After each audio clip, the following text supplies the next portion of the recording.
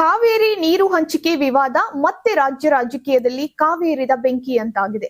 ರಾಜ್ಯದಲ್ಲಿ ಕುಡಿಯುವ ನೀರಿನ ಅಭಾವ ಎದುರಾಗಿರುವಂತಹ ಸಂದರ್ಭದಲ್ಲಿ ತಮಿಳುನಾಡಿಗೆ ಪ್ರತಿದಿನ 3500 ಕ್ಯೂಸೆಕ್ಸ್ ನೀರು ಹರಿಸುವಂತೆ ಕಾವೇರಿ ನೀರು ನಿಯಂತ್ರಣ ಸಮಿತಿ ನೀಡಿರುವಂತಹ ಆದೇಶಕ್ಕೆ ಉಪಮುಖ್ಯಮಂತ್ರಿ ಜಿ ಪರಮೇಶ್ವರ್ ತೀವ್ರ ಅಸಮಾಧಾನವನ್ನ ವ್ಯಕ್ತಪಡಿಸಿದ್ದಾರೆ. ಮಾಧ್ಯಮಗಳೊಂದಿಗೆ ಮಾತನಾಡಿದಂತಹ ಡಿಸಿಎಂ ಜಿ ಪರಮೇಶ್ವರ್, ನಮಗೆ ಕುಡಿಯಲು ನೀರಿಲ್ಲ, ರೈತರು ನೀರಿಲ್ಲದೆ ಬೆಳೆ ಉಳಿಸಿಕೊಳ್ಳಲು ಹೋರಾಡ್ತಿರೋ ಸಮಯದಲ್ಲಿ ಪ್ರತಿದಿನ 3500 ಕ್ಯೂಸೆಕ್ಸ್ ನೀರು ಬಿಡಿ ಅಂದ್ರೆ ಹೇಗ್ ಸಾಧ್ಯ?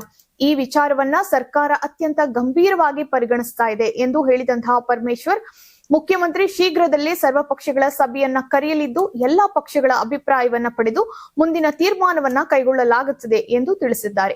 ಆಗಸ್ಟ್ 3ರಂದು ತಮಿಳುನಾಡು ಮುಖ್ಯಮಂತ್ರಿ ವಿಜಯ್ ಜೋಸೆಫ್ ರಾಜ್ಯಕ್ಕೆ ಆಗಮಿಸಲಿದ್ದು, ಈ ವೇಳೆ ಮುಖ್ಯಮಂತ್ರಿ ಅವರೊಂದಿಗೆ ಕಾವೇರಿ ನೀರಿನ ವಿಷಯದಲ್ಲೂ ಚರ್ಚೆ ನಡೆಸುವಂತಹ ಸಾಧ್ಯತೆ ಇದೆ ಅಂತ ಹೇಳಿದ್ದಾರೆ. ನೀರಾವರಿ ಸಚಿವ ರಾಮಲಿಂಗಾರೆಡ್ಡಿ ಕೂಡ ಅಧಿಕಾರಿಗಳೊಂದಿಗೆ ಸಭೆ ನಡೆಸಿ ಮುಂದಿನ ಕ್ರಮಗಳ ಬಗ್ಗೆ ಚರ್ಚೆ ಮಾಡಲಿದ್ದಾರೆ ಎಂದು ಹೇಳಿದ್ದಾರೆ. ರಾಜ್ಯದ ಹಲವು ಭಾಗಗಳಲ್ಲಿ ರೈತರು ಈಗಾಗಲೇ ಪ್ರತಿಭಟನೆ ನಡೆಸುತ್ತಿರುವಂತಹ ಕುರಿತು ಮಾತನಾಡಿದಂತಹ ಡಿಸಿಎಂ, ರೈತರು ಆತಂಕ ವ್ಯಕ್ತಪಡಿಸುವುದು ಸಹಜ, ಅವರ ನೋವು ಸರ್ಕಾರಕ್ಕೂ ಅರ್ಥವಾಗಿದೆ. ಅಂತಿಮವಾಗಿ ರಾಜ್ಯದ ಹಿತಾಸಕ್ತಿಯನ್ನ ಗಮನದಲ್ಲಿಟ್ಟುಕೊಂಡೇ ಸರ್ಕಾರ ನಿರ್ಧಾರ ತೆಗೆದುಕೊಳ್ಳಲಿದೆ ಎಂದು ಹೇಳಿದ್ದಾರೆ. ಮೇಕೆದಾಟು ಯೋಜನೆ ಕುರಿತು ಪ್ರತಿಕ್ರಿಯಿಸಿದಂತಹ ಪರಮೇಶ್ವರ್, ಈ ವಿಷಯದಲ್ಲಿ ನ್ಯಾಯಾಲಯದ ತೀರ್ಪೇ ಅಂತಿಮ ಎಂದು ಸ್ಪಷ್ಟಪಡಿಸಿದರು. ಯಾರು ಪತ್ರ ಬರೆಯುತ್ತಾರೆ, ಯಾರು ವಿರೋಧಿಸುತ್ತಾರೆ ಎಂಬುದಕ್ಕಿಂತ ನ್ಯಾಯಾಲಯ ಏನು ಹೇಳುತ್ತದೋ ಎಂಬುದೇ ಮುಖ್ಯ.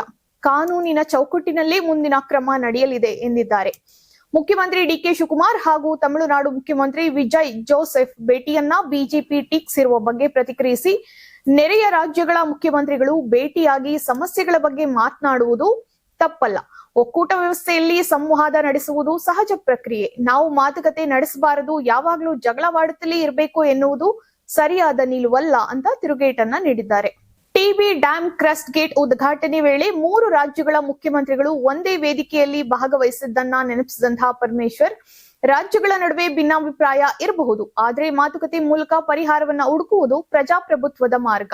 ಕರ್ನಾಟಕದ ಹಿತಾಸಕ್ತಿಗೆ ಯಾವುದೇ ಧಕ್ಕೆಯಾಗದಂತೆ ಸರ್ಕಾರ ಅಗತ್ಯ ಕ್ರಮಗಳನ್ನ ಕೈಗೊಳ್ಳಲಿದೆ ಎಂದು ವಿಶ್ವಾಸವನ್ನು ವ್ಯಕ್ತಪಡಿಸಿದ್ದಾರೆ.